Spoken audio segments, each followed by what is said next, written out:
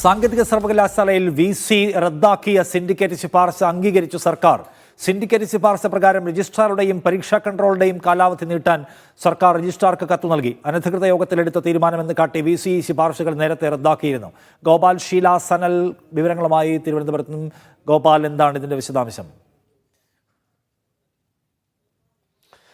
നിഷാദ്, കഴിഞ്ഞ 16-ാം തീയതി, അതായത് ജനുവരി 16-ാം തീയതി ചേർന്ന സിൻഡിക്കേറ്റ് യോഗം മുതലേക്ക് തന്നെ വൈസ് ചാൻസലറും സർവകലാശാലയിലെ സിൻഡിക്കേറ്റും തമ്മിൽ തർക്കങ്ങളാണ്. അന്ന് ആ യോഗം അനധികൃതമായിട്ടാണ് ചേർന്നതെന്നും തൻ്റെ സാന്നിധ്യമില്ലാത്ത യോഗം റദ്ദാക്കുന്നുവെന്നും കാട്ടി വൈസ് ചാൻസലർ തീരുമാനമെടുത്തിരുന്നു. എന്നാൽ അങ്ങനെ നിയമപരമായി യോഗം റദ്ദാക്കാൻ കഴിയില്ല എന്ന് സൂചിപ്പിച്ചുകൊണ്ട് വൈസ് ചാൻസലറെ എതിർത്ത് സിൻഡിക്കേറ്റ് ഹൈക്കോടതിയിലേക്ക് പോയിരുന്നു. സമാന്തരമായി തന്നെ സർവകലാശാലയിൽ വൈസ് ചാൻസലർ ആ യോഗത്തിലെ എല്ലാ തീരുമാനങ്ങളും റദ്ദാക്കിയിട്ടുണ്ട് എന്ന് കാട്ടി ഉത്തരവും ഇറക്കിയിരുന്നു. ആ ഘട്ടത്തിലാണ് ഇപ്പോൾ സർക്കാരിന്റെ ഭാഗത്ത് നിന്ന് മറ്റൊരു ഇടപെടൽ ഉണ്ടാകുന്നത്. അന്ന് ആ യോഗത്തിലെടുത്ത പ്രധാനപ്പെട്ട 2 തീരുമാനങ്ങളായിരുന്നു പരീക്ഷാ കൺട്രോളറുടെയും രജിസ്ട്രാറുടെയും കാലാവധി നീട്ടി നൽകുന്നത്. എന്നാൽ ആ യോഗത്തിലെ തീരുമാനങ്ങൾ റദ്ദാക്കിയതിനാൽ തന്നെ ഈ തീരുമാനങ്ങളും സ്വാഭാവികമായിട്ടും റദ്ദാക്കപ്പെട്ടു.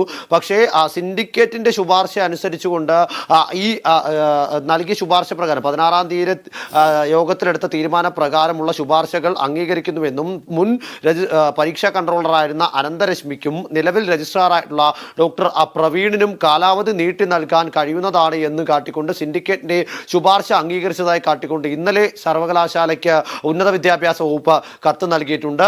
ഇതിൽ നിന്ന് വ്യക്തമാകുന്നത് വൈസ് ചാൻസലറുടെ തീരുമാനത്തെ മറികടന്നുകൊണ്ട് സിൻഡിക്കേറ്റിന് അനുകൂലമായി ഇവിടെ സർക്കാർ തീരുമാനമെടുത്തിരിക്കുന്നു എന്നുള്ളതാണ്. ഇത് പ്രകാരം രജിസ്ട്രാർക്ക് നൽകിയ കത്തിന്മേൽ ഇനി എന്ത് തീരുമാനമെടുക്കണമെന്ന് വൈസ് ചാൻസലർക്ക് തീരുമാനിക്കാം. ഇതിൽ സിൻഡിക്കേറ്റ് പറയുന്നത് ഈ തീരുമാനം അംഗീകരിക്കുക എന്നതാണ് വൈസ് ചാൻസലർക്ക് ചെയ്യാനുള്ളത്.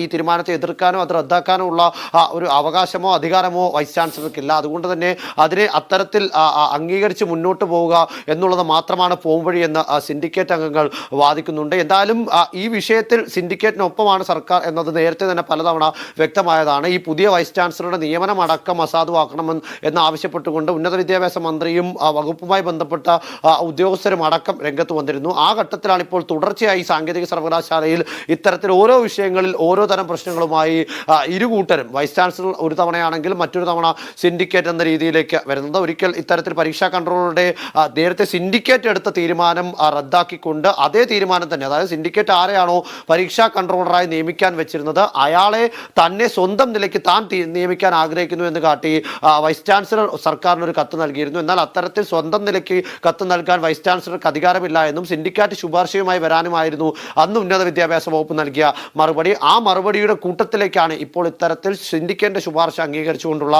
തീരുമാനം സർക്കാർ. ഗോപാലാണ് വിവരങ്ങൾ നൽകിയ തിരുവനന്തപുരത്ത്.